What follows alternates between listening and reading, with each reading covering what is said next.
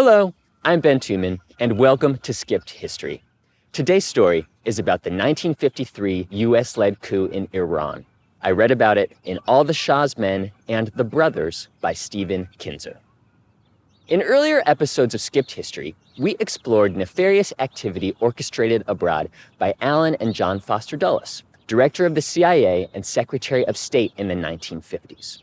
While Awkward Foster was off chewing candle wax into balls at dinner parties, not a joke, and he was the country's top diplomat, Alan was busy cultivating an image as a charming, pipe-smoking spy master.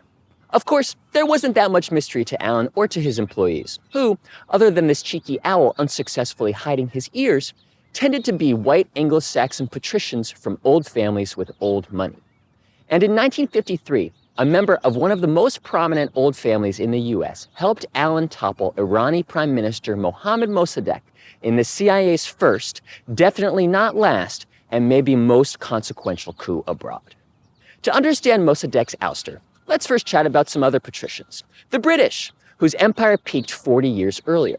In 1913, close to a quarter of the world's population lived under the Union Jack, and one of the empire's crown jewels was Iran, which Winston Churchill described as a prize from fairyland beyond our wildest dreams. Why did Churchill describe Iran like The Rock describes the protein powder aisle at GNC? Well, Churchill lived on an island whose chief source of fuel was oil. And Iran not only had oil, but thanks to a series of deals that Britain imposed on Iran dating back to 1907, it also, magically, had oil that Britain controlled. This was the imperial context in which a young Mohammed Mosaddegh grew up. At turns theatrical, intimidating, and patriotic, he entered the Iranian parliament in 1924. Iran had a constitutional monarchy. There, he became Britain's most vocal critic, declaring the Iranian is the best person to manage his home. He also became a vocal critic of Iran's monarch, Mohammad Reza Shah, or just the Shah for short, who was so detested in Iran for his coziness with the British that he narrowly escaped an assassination attempt. Of note, the Shah was also close with Alan, who, while still working as a lawyer in 1949, secured the Shah's support of a $5 billion construction deal with a client of Alan's. Although the Shah told Alan that the Iranian people were eager to welcome American capital, his statement proved almost as wrong as Wolf Blitzer on Jeopardy! What is fettuccine? No. Jerusalem? No. Does it defend it? No. Crash? No. Annotated?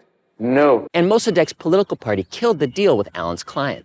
The following year, 1951, Mossaddegh became prime minister, and with unanimous support from parliament, he nationalized the country's oil industry. Predictably, Alan and Foster weren't so pleased with Iran's new self-determinative direction, and entering office in 1953, they were already eager to depose Mossaddegh. President Dwight Eisenhower took a little more convincing, but after drinks with Foster and wondering aloud why it was so hard to get some people in these downtrodden countries to like us instead of hating us, that's obvious, we invented Crocs, which are useless in 39-degree weather, unless they're closed-toed. In the end, Ike came around to supporting the idea of a coup because it would help the British and establish US influence in Iran. That left one question: who would lead the operation? In the summer of 1953, Alan tapped none other than Teddy Roosevelt's grandson, Kermit. Kermit had all of the relevant qualifications. He was a Roosevelt, a WASP, and had written a few articles on the Middle East. If that doesn't impress you, here is footage of him conducting interviews for the articles. Listen, I'm Kermit the Frog of Sesame Street News. Yes. What seems to be the trouble? Sorry. That is such low-hanging fruit. Here is actual footage of Kermit writing the articles.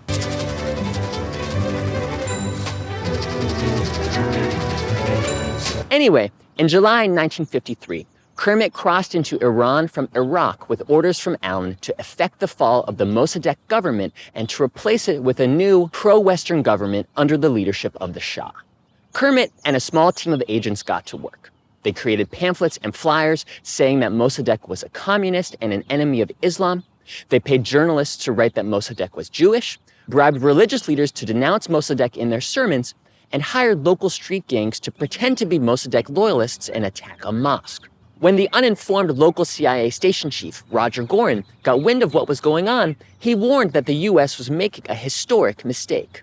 Alan ignored him, recalled him, and soon thereafter, on August 19th, a climactic battle took place outside of Mossadegh's house between his supporters and CIA-paid gangs. By dawn, 300 people had died, and Mossadegh was in the custody of US-backed forces. His only crime, he stated, was that he had removed from this land the network of colonization and the influence of the greatest empire on earth. But now there was a new empire in town. As planned, Allen's pal the Shah consolidated his power and split oil profits with an international consortium that included the British and a handful of US companies. The Shah also spent billions of dollars on US weaponry, and in the 25 years following the coup, became a dictator who crushed dissent by any means necessary, including employing torture techniques honed by the CIA. The extreme repression of his regime led Iranians to further detest him, which led to his overthrow during the Iranian Revolution in 1979, which led to the subsequent Iran hostage crisis, which led to the sour state of US-Iranian relations ever since. And as one Iranian scholar mused in 2002, it is a reasonable argument that if but for the coup, Iran would now be a mature democracy. But democracy was never the goal, and Foster reportedly reacted to news of the coup's success by leaning back in his chair and purring like a giant cat. Why did Foster sound like The Rock reading a catalog for GNC? Well, maybe he'd found another yummy candle to chew on. Maybe he realized the US government now had a blueprint for toppling democratically elected leaders who threatened US business interests. Or maybe he realized that closed-toed Crocs are not only good in cool temperatures, but non-slip in the kitchen too. And good for the occasional hike. Whatever the rationale, Allen, Foster, and Ike's actions in the 1950s continue to shape a number of countries today, none more so than Indonesia. Tune in next time to learn more about that bit of skipped history. And while you're at it, I'd love to give you a plug.